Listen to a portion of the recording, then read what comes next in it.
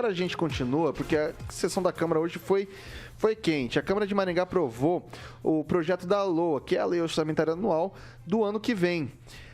O orçamento da cidade será de R$ 2.652.179.012. Esse valor é quase 27% maior do que o orçamento desse ano, desse corrente ano. A receita orçamentária vem da arrecadação de impostos, principalmente IPTU, ISS e demais tributos municipais, também os repasses que são provenientes da União e dos estados. A gente tem, eu separei aqui, a gente já falou sobre isso, 537 milhões para educação e 638 milhões para a saúde. Foram votadas 3 emendas da professora Ana Lúcia Rodrigues que foram rejeitadas. E uma foi votada para a LDO. E essa chama atenção, porque a emenda autoriza o Poder Executivo a regulamentar e pagar o piso do magistério. Como essa matéria não consta nem na LOA, que é a Lei Orçamentária Anual, e nem no Plano Plurianual, que é o PPA, ainda é incerto o que ocorrerá com essa matéria, com essa emenda que foi aprovada pela vereadora, mas que foi muito celebrada pelo Sindicato dos Servidores Públicos Municipais de Maringá. Eu separei porque esse tópico, essa emenda específico, gerou um atrito ali. Um esquentinha entre a Cris Lauer e a Ana Lúcia Rodrigues. Cris Lauer, do PSC, e Ana Lúcia Rodrigues, do PDT. Coloca o filminho, Samuca e Thiaguinho, por favor.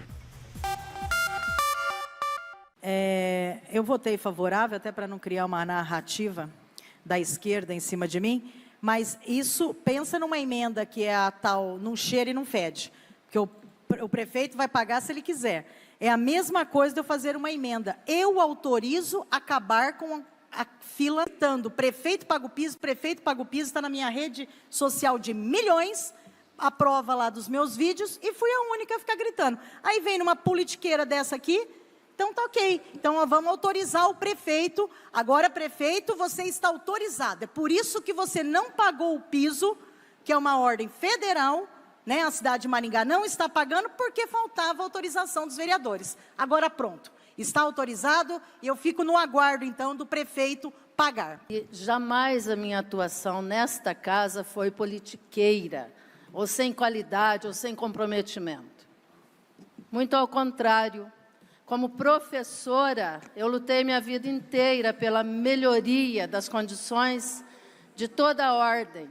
Eu não admito que uma vereadora ou um vereador ou qualquer pessoa que seja me desclassifique a minha atuação, porque ela própria não teve a iniciativa de fazer uma emenda sequer, aceitando praticamente uma ingerência do Executivo. Horas. Se a gente não usufrui, não realiza algo que é a nossa prerrogativa, é porque nós estamos dizendo, inclusive a vereadora diz que é oposição, então exerça a sua oposição e pare de fazer críticas a quem está aqui trabalhando, sim, de verdade, 24 horas, não chego atrasada na sessão, estou aqui o tempo inteiro e não admito crítica nesse sentido da senhora. Muito obrigada.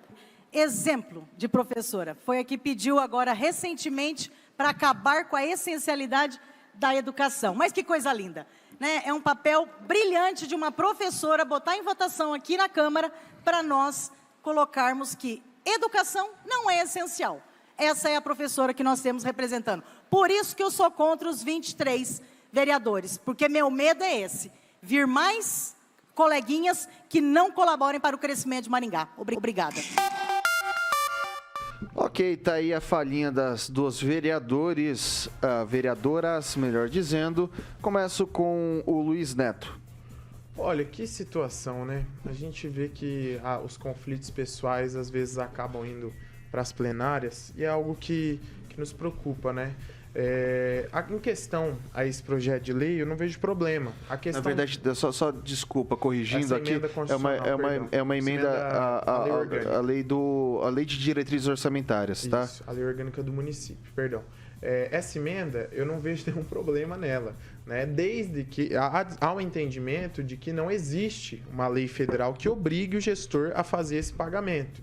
né? E essa lei, nesse caso, ela fica um pouco inutilizada. Então, acho que falta algumas coisas a serem pontuadas dos dois lados. O vereador, independente dele gostar um ou do outro, o que vai falar, o que vai dar de conversa, o que vai dar de confusão, a postura dele, ele tem que fazer o que é coerente com a população e fazer o que é certo. Então, acho que esse é o ponto principal, né? A gente sabe que a cidade tem N situações que precisam ser olhadas com olhares mais atentos. A questão da educação, os nossos servidores públicos receberam algumas benesses aí na questão de capacitação, questão de acesso à internet, acesso também à qualidade aí da educação com a distribuição dos notebooks. Mas a gente sabe que muito mais precisa ser feito ainda pelos servidores da educação e pelos servidores públicos da prefeitura. A gente entende a justificativa das duas, acredito que cada uma tem um ponto de vista, mas essa confusão de lados pessoais, ela tem que estar abaixo dos interesses aí da comunidade. Calazans. Bom, primeiro, a gente tem que, de fato, reconhecer e parabenizar a gestão fiscal de Maringá por justiça, pelo orçamento, pelo crescimento da arrecadação. Isso é uma realidade, né? Aproveitando o que foi dito no debate anterior sobre o Orlando Chiqueto, que é um grande amigo que eu tenho também, uma pessoa que eu também admiro.